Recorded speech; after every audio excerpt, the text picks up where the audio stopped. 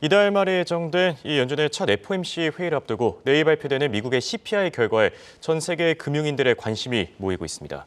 여기서 주목할 만한 점은 지금이 블랙아웃 기간도 아닌데 예전과는 다르게 매파 성향의 위원들의 발언이 눈에 띄게 줄어들었다는 점입니다. 내일 발표되는 CPI를 과연 의식하고 있는 건지 오늘은 이 문제에 대해 알아보겠습니다. 도움 말씀에 한국경제신문의 한상춘 논설위원 나와 있습니다. 안녕하십니까? 네, 안녕하십니까? 네, 오늘 미국 증시, 이 세계은행의 어두운 경제 전망에도 불구하고 상승 마감했습니다. 어떻게 보셨습니까? 네, 요즘 그 시청자분이 경기 상황을 이해하기가 상당히 어려울 것 같아요. 왜냐하면 세계 경제 성장률은 많이 떨어졌는데 주가는 올라간다든가. 그렇습니다. 또 오늘은 뭐 인플레라든가 이런 뭐 또 파월 의장이 인플레 관련된 통화정책 관련된 얘기는 없는데 국채 금리가 갑자기 뛰었다든가. 그래서 상당히 경제 공부하실 것이 많을 거로 생각하는데요. 궁금증 한번 풀어보겠습니다. 일단 세계은행의 그 전망. 세계은행은요, 사실 반기 전망, 예측주기의 반기 전망을 그대로 유지하고 있습니다. 다른 페드라든가 IMF는 예측주기가 지금 분기로 짧아진 상황이거든요. 근데 세계은행은 반기를 그대로 유지하고 있다. 이렇게 이제 보시면 되겠습니다. 그래서 우리 시간으로 어젯밤에 올해 성장률이 작년 6월에 전망했던 것이 3%에서 이번에 똑같은 성장률이 1.7%에서 지난 6개월 동안 세계 경제 성장률이 어떻게 험난했는가 하는 것을 그대로 보여주는 대목이 아닌가 생각합니다. 그리고 또 한 가지는 이 선진국이 상당히 어렵다. 동북아가 이렇게 상당히 좋을 거다 하는 이런 측면을 말씀드렸습니다. 연초 들어서도 한국 증시라든가 대만이라든가 중국 증시가 좋고 있습니다는 세계은행도 슬로우다운 문제, 그래서 선진국의 그 경기 둔화가 95% 정도, 그다음에 신흥국이 70%에서 올해는 그 신흥국이 사실 고군가 원합니다는 사실 신흥국이 괜찮다. 그중에 신흥국도 차별화가 굉장히 심해서 취약 신흥국들은 아주 안 좋고 그나마 이렇게 동북아 국가들이 두가가 될 것이다 하는 그런 측면을 뒷받침했다 이렇게 보겠습니다. 주요 국가별로 이렇게 보면은 미국이 0.5%, 페드와 동일하죠. 그다음에 중국이 4.3%, 그리고 유럽이 0%. 그래서 세계은행의 전망 보고서에서 IMF와 다른 것은 우크라이나 전쟁이 이렇게 사실상 올해도 이렇게 좀 비관적으로 보고 있다 하는 것이 IMF의 전망과는 다른 점이다 하는 걸 말씀드리겠습니다. 그것이 유럽의 그 성장률에 대해서 IMF와 그다음에 월드뱅크와의 전망치 간에서 극과 극이다 하는 것을 원문 대조를 통해서 시청자님한테 전해드리고요. 사실 오늘 이렇게 경기가 이렇게 안 좋게 전망되는데 주가는 올라가느냐 하는 측면을 지금부터 말씀드릴게요. 궁금한 분들이 많을 것 같습니다. 지금 증시 향방에 있어서는 역시 지금은 가장 중요한 게 인플레 안정 여부 아니겠습니까? 그리고 경기 순환이 어떻게 될 것이냐 하는 측면입니다. 그런 측면에서 올해 성장률이 사실 세계 경제의 잠재 성장률은 지금 플러스 3.5% 되면 지금의 1.7%를 빼면 마이너스 1.8% 디플레 갭이 발생하니까 결국 각국 중앙은행은 저렇게 세계 경제가 디플레 갭이 발생되는 상태에서 인플레는 안정된다 하는 것을 보여주는 대목이다. 그래서 증시는 플러스다 이렇게 보시면 되고요. 경기 순환적인 측면에서는 올해 그 성장률이 1.7%로 작년 6월에 비해서 많이 떨어지긴 했지만 내년 성장률이 2.7%로 IMF에 비해서 비교적 빨리 개선된다 이렇게 보시면 되겠습니다. 사실 주식은 미래 상황에서 미리 투자하는 거 아니겠습니까? 그래서 경기의 저점이 상당히 중요할 거로 이렇게 보이는데요. 우리도 이제 이 방송을 통해서 경기 저점이 좀 늦어지는 것 같습니다. 올해 상반기로 늦어지는 것 같습니다. 이렇게 말씀을 드렸는데요. 역시 경기 순환상 보면 올해 사실 그 반기를 본다면 예측 주기가 반기니까 반기를 보면 올해 상반기가 되지 않느냐. 그러면 내년의 성장률이 1.7에서 2.7로 올라간다면 하반기부터는 좋아질 것이다. 그러면 주식 같은 경우에는 선반영한다 하는 측면에서 미국의 그 주가가 3대 주가가 올라왔다 이렇게 보겠습니다. 그중에서도 사실 빅테크 주가가 올라가는 것은 국제금리에도 불구하고 빅테크 종목이 올라가는 것은 지금 두 가지 측면입니다. 중국이 테크래시, 빅테크에 대한 규제를 상당히 완화하고 있습니다.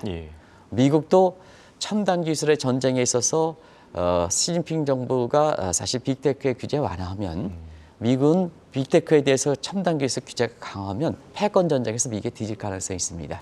그래서 최근에 보면 빅테크 업종에 대해서 사실 규제를 완화할 조짐을 보이고 있거든요. 그러다 보니까 국채 금리가 이렇게 상승하면 사실 나스닥이라든가 이게 굉장히 떨어져야 되겠습니다는 그런 조짐이 있어서 사실 오늘 나스닥 지수가 3대 지수에서 가장 국채 금리가 상승에도 불구하고 많이 올라간 거다 하는 것을 말씀드리겠습니다. 네, 시청자분들의 궁금증이 좀 풀렸을 것 같고요. 그렇다면 국채 금리 오늘 별다른 이렇게 강경한 입장이나 매파적인 스탠스가 없었는데도 불구하고 많이 올라줬습니다. 그 배경에 대해서는 어떻게 보십니까? 우리가 시청자 여러분한테 정확한 사실을 좀 전해드려야 됩니다. 오늘 그 인플레라든가 파월 의장도 통화 정책에서 언급이 없었고, 그다음에 인플레 관련된 지표가 아직 이렇게 나오지 않은 그렇죠. 상황이거든요. 그리고 오늘 매파 발언도 은사들이 발언도 없었습니다.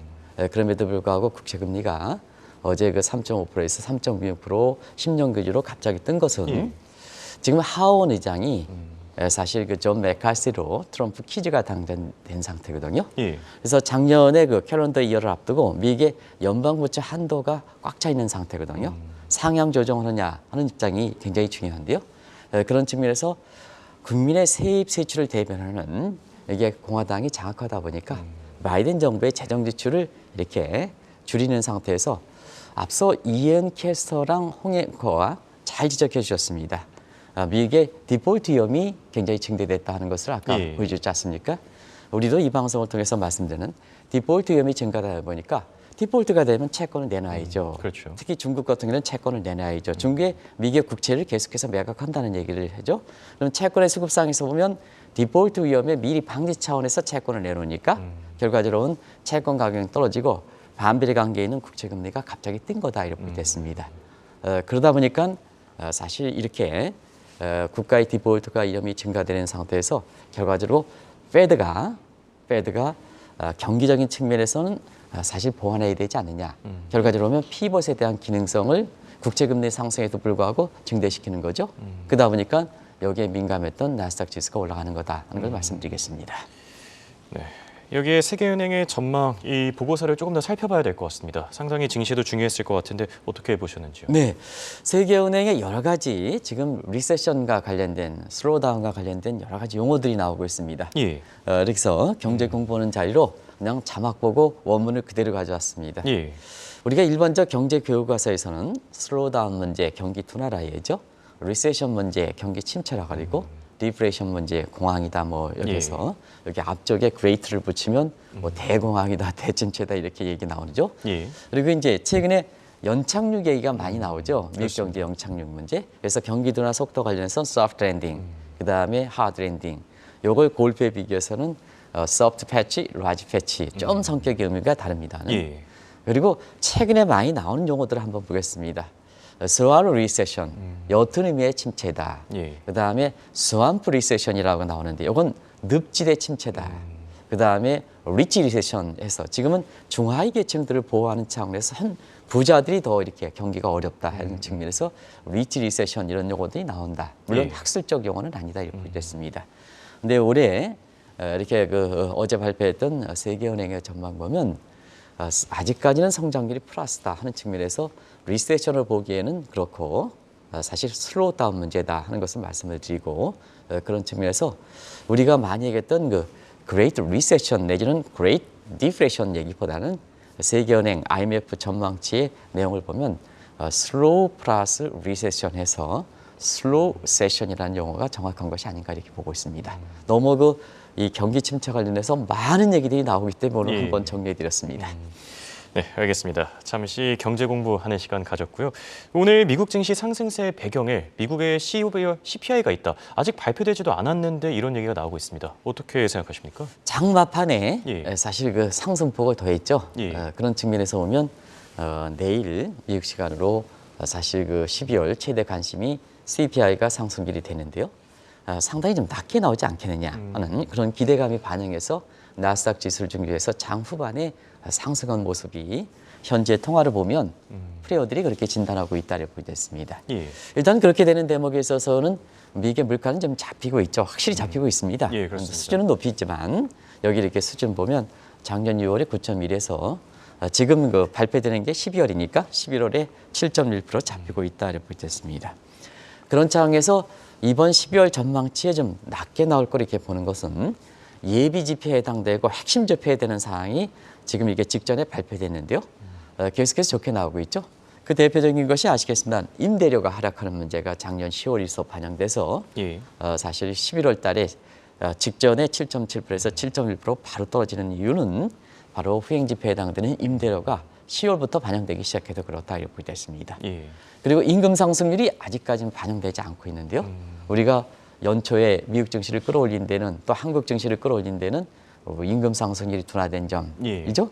그래서 4.6%로 이렇게 둔화돼서 이번에는 이것이 12월 CPI 이것이 반영될 거로 보이는데 어떻게 반영될 것이냐 이런 게 지금 관심이 되는 상황이다 이렇게 보겠습니다. 그리고 어제 사실 그 12월 CPI에서 일종의 선행격에 해당되는 추측 변수에 해당되는 뉴욕 연준의 기대 인플레도 작년 6월에 6.5에서 어제는 5%로 많이 떨어졌죠.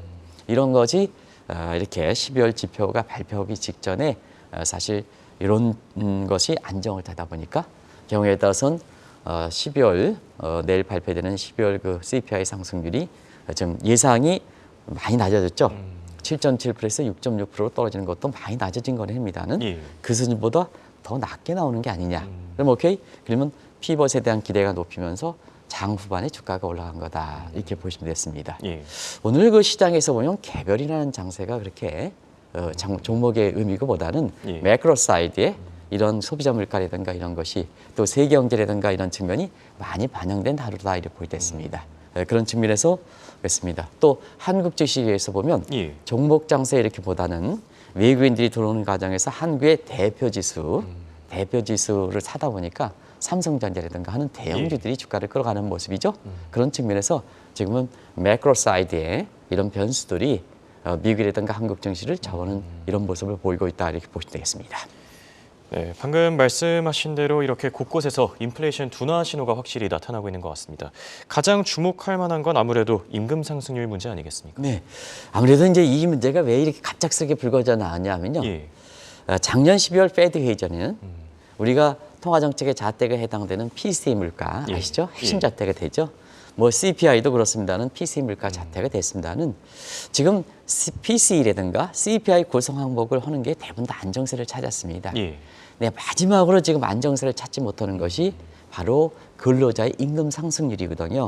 그래서 12월부터는 올해 들어서 사실 통화정책 기준금리를 변경한다든가 그다음에 QT 문제를 변경한다든가 하는 측면에서는 바로 임금 상승률 둔화 여부에 페드가 인플레 지표 중에서도 더 세부적으로 임금 상승률 둔화에 초점을 맞추고 있다고 보겠습니다. 이런 상태에서 임금 상승률이 지금 4.6% 떨어지다 보니까 결과적으로 보면 지금 미국 증시가 여러 가지 좀 경제 성장률이 떨어진다 이렇게 한데도 불구하고 연체 주가가 좋은 모습을 보이는 거 아니겠습니까? 한국 증시도 반영해서 그런 모습을 이렇게 보인다 이렇게 보겠습니다. 여기에 이제 미국의 오늘 한국경제신문에서도 아마 이렇게 국제면에 특집을 다루고 있는데요. 미국 내에서도 경기 침체 문제에 대해서 굉장히 논란이 있는 것 같습니다. 사실 이번에 임금 상승률이 4.6% 둔화해서 인플레가 안정되고 그다음에 실업률이 3.6에서 3.5% 떨어지다 보니까 고용 시장이 튼튼하다. 그래서 경기 침체 우려가 일부 대학 교수님들 이런 분들이 일사분계 증시가 붕괴된다 이렇게 하지만 미국 경제가 잘 버티고 있지 않느냐 하는 측면에서 물가가 안정되고 경기 침체 우려가 되니까 골디락스한 용어가 나왔지 않습니까? 그래서 오늘도 이제 한국경제신문에서 골디락스냐 아니면 경기 침체냐 하는 쪽에 논란이 된 상태다. 그런 쪽으로 이렇게 보시면 되겠습니다. 그런 각도에서 지금 웨이지 프라이스 스파이럴, 즉 임금과 물가 간의 악순환 거리가 차단되느냐 이 여부가 향후의 그 통화 정책의 가장 큰 관심사가 될 거다 이렇게 보겠습니다. 말씀하신 대로 내일 발표되는 12월 CPI, 만약에 시장 예상치보다 더 낮게 나올 경우에는 연준이 피벗을 추진할 가능성도 높아지겠죠? 네, 사실상은 작년 3월서부터 미국의 소비자 물가가 발표 직전에 가장 활기를 뛰쳤던 사람들이 뭐냐 하면 매파들이었습니다. 아시겠습니다는. 그런 각도에서 보면 이번에 12월 이렇게 소비자 물가가 내일 발표됩니다는 매파 발언이 그렇게 많지 않습니다. 그리고 매파로 칭했던 사람들이 지금 등장하지 않고 있습니다. 그런 과정에서 사실 아시겠습니다만 작년에 증시 투자하는 입장에서는 가장 싫어했던 사람이 제임스 블러드죠. 눈에 가시였죠. 눈에 가시였죠. 7%까지 간다. 예. 그리고 자이언트 스텝 0.75% 보드를 주도했던 사람들 지금 로레탄 베스터, 에서 조지 한데요. 12월 물가 상승률 발표 직전에 항상 다른 때에는 활기를 치다가 이번엔 등장하지 않고 있죠. 이게 왜 그럴까 하는 측면에 사실 이 측면에 있어서는 후임자에 대한 어떤 좋은 측면에서 보면 후임자에 대한 예의 차원이 아니냐 생각합니다. 그래서 올해 지방 연준은 1월 말부터 1월 첫 회의가 미국의 1월 30일이니까 우리 시간으로 2월 달이 되는 거죠. 이렇게 되는 거. 여기에 오스틴 굴스비라든가 그다음 패트릭 하커라든가 로리 러건 같은 이런 사람들의 비둘기파 내지는 중도파로 이렇게 하니까 선임자 입장에서 빠진 입장에서는 이 사람을 고려한 것이 아닌가. 그래서 등장하지 않는 측면이 있는데요. 오히려 지금은 브레이크아웃 기간이 아닙니다. 아시겠습니다는? 지금 1월 30일이니까 일주일 전에 브레이크아웃 기간이 하니까 사실 브레이크아웃 기간이 아닌데도 불구하고 12월 이렇게 관심이 되는 CPI 상승률이 발표되는데도 불구하고 여기에 대해서 얘기하지 않는 것은 지금 이렇게 12월 소비자 물가 상승률이 경우에 따라서 예상치 이렇게 7.6%보다도 6.6%보다 더 떨어지는 게 아니냐. 그러면 그동안 12월 회의 이후에 홍영코 블러드라든가 이런 사람들이 인플레 잡히지 않았다 많이 떨어졌지 않습니까? 근데 앞서 말씀드린 이제 웨이지 레이셔 좌표, 기대 수익률 좌표, 그다음에 소비자 물가 상승률도 그게 나죠. 그러면 이번 직전에 매파 발언을 굉장히 떠들었다간 이렇게 네 가지 지표가 안정되면 본인들이 말한 거에 대한 창피를 느끼는 게 아니냐 하는 굴욕적인도 당할 일을 미리 방지하기 위해서 이번 같은 경우는 종전과 달리 사실 발언하지 않는 거다 하는 두 가지 측면에서 우리가 해석이 나온다 이렇게 보이됐습니다.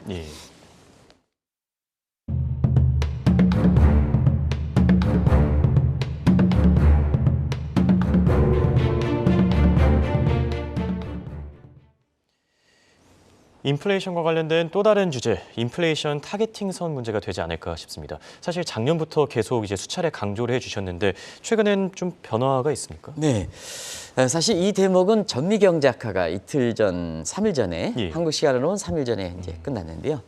여기서 어느 정도 컨센서스가 형성됐습니다. 그런 측면에서 인플레 타겟팅 문제에 대해서는 현재 2%거든요. 이게 금융위기 당시에 테일러 준칙에서 수정된 겁니다. 선정된 겁니다. 근데 그 위에 지금 돈이 얼마나 많이 뿌려졌고 그렇습니다. 그래서 아직도 2%를 연준이 고수한다 하면 지금 7.1% 하면 계속해서 이 2%까지 따르면 강한 매파 발언을 할 수밖에 없죠. 그렇죠. 근데 현실적으로 보면 금융위기가 몇 년이 지났습니까? 15년이 지났죠. 경제상에서는 그때 설정했던 것이 계속해서 가져갈 수 있느냐 하는 측면에 작년서부터 이것을 인플레 타겟팅 선을 좀 올려야 된다. 이제 경기 침체 문제라든가 페드가 인플레를 잡기 위해서 볼커 모멘텀 해가지고 2%를 강하게 경기 침체를 희생시킬 수 있는 이렇게 금리를 올려서 이게 20년, 30년 동안 저금리 그다음에 빚을 써가지고 그게 나쁜 게 아니거든요. 페드가 금리를 낮춰가니까 경제 주체 입장에서 빚내서 쓸 수밖에 없지 않습니까? 그럼 만들어 놓은 사람들인데 만들어 놓은 주체들인데 아직도 15년 전에 인플레 타겟팅 2% 하면 이 사람들 과거까지 되돌아가면 이 사람들 죽이는 거냐 하는 측면에서 인플레 타겟팅이 얘기됐던 거거든요. 그게 이제 2%에서 4%다 이렇게 됐습니다.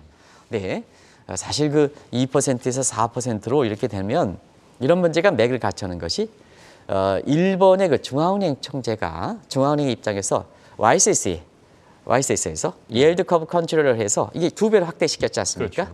0.25에서 0.5 정도로 그와 맥을 같이 하는 겁니다. 그래서 인플레 타겟팅에 2%와 4% 2배로 올리자. 근데 현실적으로 보면 2배로 올리면 페드가 뭐나지지 않습니까? 그런 측면에서 보면 이번에 페드 입장도 고려하고 나머지는 폴크론한 것처럼 4%를 주장하는 인플레 타겟팅의 이 수준의 컨센서스를 형성해서 지금은 절충 안에 3%로 어느 정도 컨센서스가 됐다 하는 문제인데요. 자, 이게 이제 명시적으로 보면은 잭슨 미팅 같은 올해 8월 달에 결정이 될 그렇게 보이고요. 네, 그렇지만은 묵시적으로 페드 내에서도 인플레 타겟팅 2%보다는 3%로 묵시적으로 인정한다. 그러면 지금 7.1%의 물가 상승이 높긴 하지만 3%, 2% 대비해선 3%대 7.1%는 가시권에 오는 거거든요. 그러면 경기 침체 문제라든가 이런 것을 감안할 수가 있는 상황이 되는 거죠. 그렇죠. 디폴트라든가 이런 측면을 감안할 수 있는 상황이 되는 거죠. 이런 상황이 돼서 사실상 이런 문제다 이렇게 보겠습니다. 자, 이 문제가 왜 중요하냐면 예. 오늘 국채 금리가 많이 올랐거든요. 디폴트 우려가 되지 않습니까? 그렇습니다. 그러면 재정 사이드에서는 더 이상 그 재정 지출이 어렵다. 그러면 경기는 침체된다. 그럼 페드가 뭐냐? 인플레만을 잡기 위해서 계속해서 금리를 계속해서 올려야 되겠습니까? 여기에서 뭐냐? 다른 쪽을 인플레 타겟팅 선을 올리면 경기 침체 문제 되니까 페드 역할이 크는 거죠. 하원은 틀어박고 있으니까 공화당이. 예. 그래서 피본 얘기가 나오는 거다. 그래서 미국 시장을 잘 보실 필요가 있다. 연합통신이라든가 이런 데서 이렇게 다 훌륭한 데입니다는 시장을 들고 들어가서 마감 지수만 보면 안 된다. 프리어들이랑 직접 얘기를 해야 된다는 것을 꼭 좀 말씀드리겠습니다. 예. 연합뉴스도 굉장히 좋은 뉴스입니다는 훌륭하게 이러고 특파원들이 잘합니다는 예. 액면 그대로 해석하기에는 우리가 한국경제TV에서는 더 프리어를 보고 줌통화를 통해서 이런 말씀을 드린다는 걸 말씀드리겠습니다. 네, 확실히 최근 이 증시 변동성이 높아지고 있는 만큼 이렇게 좀 정확한 진단이 필요한 게 아닌가 그런 네, 시점이라고 생각이 들고요. 시장 입장에서는 지금 궁극적으로 피벗에 베팅하는 것 같습니다. 오늘 증시도 오른 배경이라고 볼 수 있고요. 네, 사실상 오늘도 주가가 올라가는 예. 파월 의장은 굉장히 중립적으로 얘기했는데도 불구하고 주가는 장 막판에 올라갔지 않습니까? 예. 그래서 작년서부터 페드 인사들은 피벗을 추진하는 문제에 신중한다. 이유는 알겠죠. 왜냐하면 지금 상태에서 피벗을 추진하면 인플레가 다시 불거질 소지가 예, 있는 그렇죠. 거죠. 그 대목은 시청자 여러분도 그것을 페드 입장도 좀 생각해야 된다. 지금 물가가 완전히 잡히지 않은 상태에서 그동안 노력했는데 피벗에 대해서 다시 주가가 올라가 자산시장 웰스펙트 대 물가가 다시 올라갈 소지가 있거든요. 예. 그래서 그 대목은 충분히 인정된다. 근데 시장에서 얼마큼 믿느냐. 각종 데이터 디펜던트로 본다면 페드의 입장을 믿고 쫓아갈 수 있을 만큼 매판대 지금 주시장 버려야 되느냐. 아니다 이거죠. 지표상으로 보면. 예. 지금 사실 주식을 사가지고 가야 된다는 입장을 할 만큼 시장에서는 피벗에 대해서 기대할 수밖에 없다 이렇게 보이됐습니다.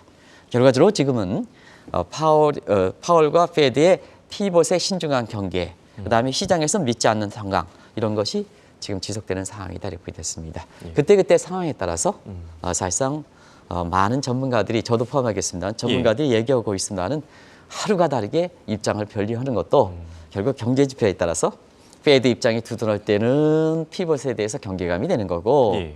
그다음에 사실 시장 지표에서 보면 물가가 안정된다 뭐 이렇게 하면 시장의 입장대로 가는 거고 그래서 그 상황이 왔다 갔다 하는 상태에서 지금 홍익학께서 말씀하신 대로 예. 변동성이 커지는 거다 이렇게 됐습니다. 네.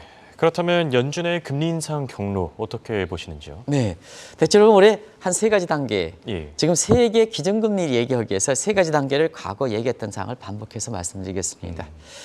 지금의 이제 1월 달 보면 점도표는 사실 그 5% 이상 상향 조정하기는 어렵다 이렇게 보시면 되겠습니다. 1월 달에 점도표가 나오는 데죠. 예. 그래서 1월 달 점도표는 좀 하향 조정하는 문제가 왜냐하면 비둘기파 들어오죠. 예. 그리고 페드 내 통화정책의 담당의 부의장이었던 브레이너 이사 이게 입김이 강해지죠. 예. 그래서 점도표는 몰러드가 나가고 그다음에 사실 그 0.75%의 강한 매파를 진행했던 에서 조지가 나갈 때에는 점도표상의 최고 금리의 상향은 좀 이렇게 더 이상 어렵지 않겠냐 이렇게 보였습니다. 그래서 5% 내로 이렇게 굳어진다면 지금 4.5%의 최고 미국의 기준금리일 때 한 2차례 정도 1월 달에 0.25, 3월 달에 0.25 이렇게 올려는 과거 구도는 그대로 될 거로 이렇게 보이고요. 예. 그 이후에 2분기에는 사실 PC 물가와 그다음에 미국의 기준금리 간의 크로스 레이트 교차가 될 가능성이 높거든요. 그래서 PC 물가는 지금 5.6이니까 5% 되고 예. 그다음에 기준금리도 2차례 올리면 5% 크로스 레이트 된다. 그러면 통화정책이 확실히 변동이 되겠죠. 그래서 5월에서부터 금리 인상 중단하고 그다음에 인플레 타겟팅 상향과 함께 올해 잭슨홀 미팅에서는 경우에 따라서는 금리 인하 문제를 이렇게 될 거다. 이렇게 이제 예상들이 나온다 이렇게 보이됐습니다. 그래서 올해는 미국의 통화 정책은 3월까지는 긴축 기조 유지. 물론 금리 인상 폭은 줄여들더라도. 그다음에 5월 이후서부터는 금리 인상 중단, 홀딩 상태가 되고 그다음에 잭슨홀 미팅에서는 금리 인하 방안 이런 것이 미국의 대선과 맞물리고 특히 뭐냐 하원이 존 메카시가 틀어박고 있는 입장에서는 재정 사이드의 경기가 부양하기 어렵다는 예. 페드에 대해서 금융 완화 이런 쪽에 요구들이 굉장히 강하게 될 거 이렇게 보이거든요. 예. 그래서 오늘 뭐냐 그런 용어대로 파월 의장이 정치적으로 중립성을 좀 유지하겠다 하는 입장을 예. 강하게 부각돼 있지 않습니까? 그렇죠. 올해는 경우에 따라서는 공화당과 그다음에 바이든 정부의 정치적 중립성을 지키기가 상당히 어려운 때이기 때문에 오늘 그 내용이 나온 거거든요. 통화 정책의 중립성 때문에 국채 금리가 올라가는 게 아니고 그 배경을 이렇게 오늘 그 어려움을 오늘 파월 의장이 얘기한 거다 하는 걸 말씀드리겠습니다. 네, 파월 의장의 속내까지 이렇게 분석을 해주셨고요. 자, 그렇다면 연준뿐만 아니라 다른 각국의 중앙은행들의 움직임도 궁금합니다. 앞으로 피벗이 있겠습니까? 네, 사실 세계 주요 국가가 많은데요. 주요 국가에서 통화 정책에서 증시에 영향을 주는 21개를 가지고 시간이 많이 됐네요. 예. 간단히 이렇게 보면 이제는 금리 인상 국면이 작년 3월서부터 진행되었던 것이 올해 3분기에는 마무리된다. 세계 21개의 기준금리를 보면 현재 5.2인데요. 3분기까지는 6% 가고 올해 연말에는 5.8% 둔화된다 이렇게 보이됐습니다. 개별 국가는 디커플링 현상이 되는데요. 그걸 정 PD랑 같이 이렇게 해서 자막으로 빨리 가도록 하겠습니다. 시간이 더 경과되면 안 되기 때문에. 페드와 ECB는 당분간 금리 인상 속도를 조절하면서 긴축 기조를 가져간다. 그리고 중국의 인민은행과 그다음에 BOC 캐나다 은행은 금리를 내린다. 지금부터 금리를 내린다. 그리고 BOJ는 마이너스 금리를 그대로 유지한다. 금간을 유지한다. 우리가 이제 말씀드렸던 내용이 되겠죠. 그럼 BOK는 어떻게 될 것이냐. 내일 모레 있는데요. 올해 첫 해 금리를 0.25% 중단한다든가 아니면 다음에 한 차례 더 다음에 금리를 올린 다음에 한 차례 더 올린 다음에 중단한다든가 해서 한계 금리 인상 국면은 이렇게 중단이 좀 다른 국가보다 빠를 것이다. 미국보다 빠를 것이다. 이런 것을 참조하실 필요가 있다는 걸 말씀드리겠습니다.